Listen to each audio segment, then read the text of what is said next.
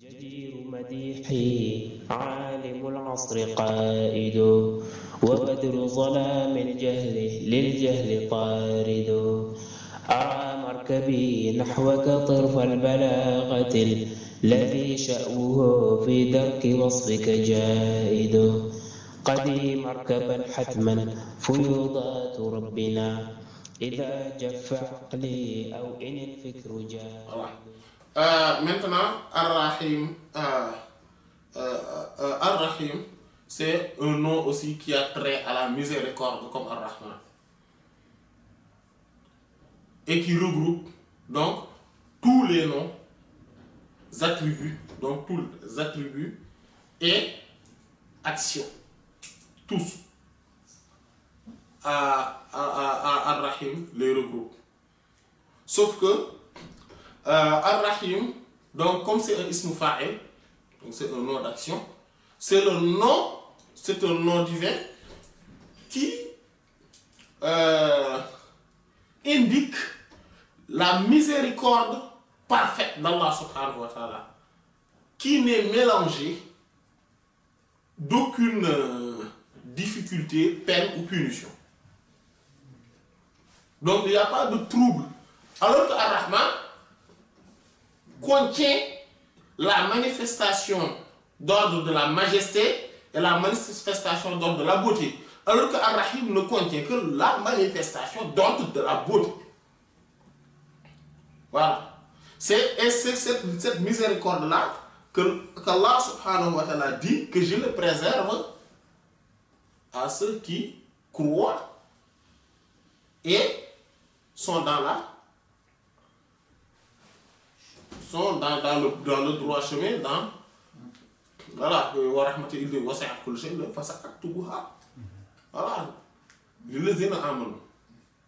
donc, et ce maintenant, cette miséricorde, je le prescris à ceux qui croient en moi et sont donc ont la crainte révérentielle et donc sont dans le droit chemin. Donc ce n'est pas, c'est ce qui le différencie avec Ar-Rahman. C'est ce qui le différencie avec Ar-Rahman. Voilà. Il dit, Sayyid al-Nazifi radiyallahu ta'ala vous dit, voilà, en fait, avant de continuer ce qu'il dit, parce qu'il faut une transition, nous avions vu, lors de la séance précédente, que la miséricorde, donc ces noms Ar-Rahman et Ar-Rahim, ce sont des noms qui pointent, qui indiquent à un attribut, c'est-à-dire l'attribut de la miséricorde. Et c'est parce qu'ils viennent tous de Ar-Rahman. C'est leur étymologie. Et Rahma, de la Rahmaniya et le Rahma de la Rahimiya, donc c'est-à-dire la miséricorde qui a trait à ce nom Ar-Rahman et cette miséricorde qui a trait à ce nom Ar-Rahim sont un peu différents sur ce plan-là. Et que la miséricorde de Rahman donc est une faveur de la part d'Allah subhanahu wa ta'ala et strictement cela et englobe toute chose. Alors que la miséricorde de Ar-Rahim, même si cela englobe toute chose comme Allah a dit et englobe toute l'humanité comme il l'a dit, Inna Allaha bin nas la raoufur rahim. Allah est certes envers les êtres humains ou l'humanité compassionnant, très miséricordieux, très clément et miséricordieux. Et tout, voilà. Donc on voit que ce nom, malgré que c'est cela, mais c'est également un nom qu'il s'est lui-même, qu'il se propose lui-même de le donner, de l'attribuer à ceux qui aussi méritent cette miséricorde-là. C'est pour cela qu'au paradis, c'est la manifestation de la miséricorde d'Allah au paradis, c'est Rahim, c'est la miséricorde de Rahim. Et cette miséricorde-là, Voilà, donc Rahim n'appartient pas que pour le paradis, comme nous l'avions dit la fois passée. Elle n'appartient pas qu'à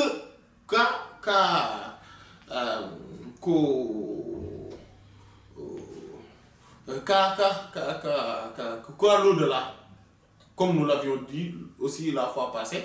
Et d'ailleurs, comme cela est mentionné dans le hadith et dans le Hizbul Mughni, où le prophète sallallahu alayhi wa sallam dans ses doigts, dit Ya Rahman ad-dunya wal akhirati wa rahimahuma, ô Rahman de ce bas monde et Rahim de ce bas monde également, hein? Rahman de ce bas monde et Rahman de l'au-delà, et Rahim de ces deux mondes.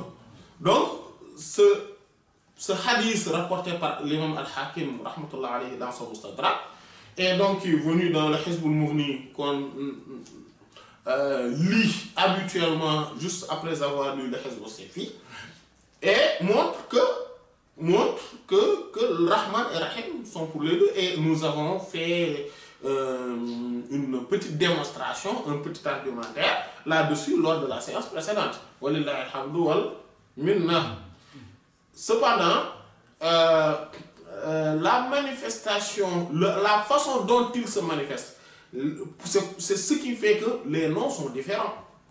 Et donc, ce qui fait que la Rahma qui se manifeste à travers le nom Ar-Rahman est mélangée d'un châtiment ou d'une punition, parce qu'il y a la part de la majesté et de la beauté, alors que la Rahma, la miséricorde qui est qui se manifeste à travers le nom Ar-Rahim n'a pas cette part de trouble, de châtiment ou de punition ou de peine. C'est pour cela qu'au paradis, il n'y a pas cette peine, il n'y a pas de difficulté, il n'y a pas de châtiment là-bas. Et c'est très important, cela révèle un autre élément extrêmement important. Cela veut dire que quelqu'un qui incarne les noms divins, surtout ce nom Ar-Rahman ou Ar-Rahim, donc a de la miséricorde envers les créatures. D'ailleurs, on va en venir, Inch'Allah, parce que Sayyidi An-Nazif a traité également cette question, c'est-à-dire que comment faire manifester cela. Mais nous allons juste parler d'un point essentiel à travers cet argumentaire ou cet exposé que nous venons de faire. C'est que quelqu'un qui est plein de miséricorde, c'est-à-dire que la plénitude de la miséricorde n'empêche pas d'être juste et de pouvoir punir s'il le faut. Ah oui. Ah oui. Cela n'empêche pas cela. Voilà. D'ailleurs,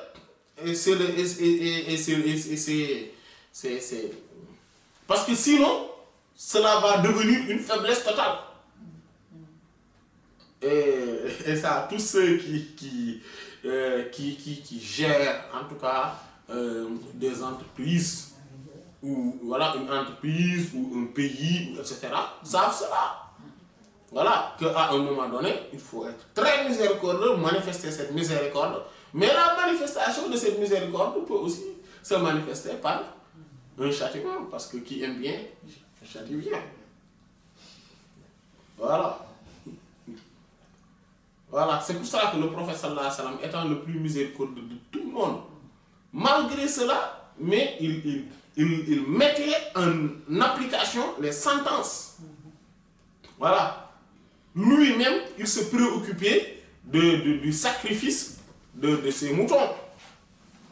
Malgré qu'il est pourtant l'incarnation même de la miséricorde, de la plénitude de la miséricorde et de sa totalisation.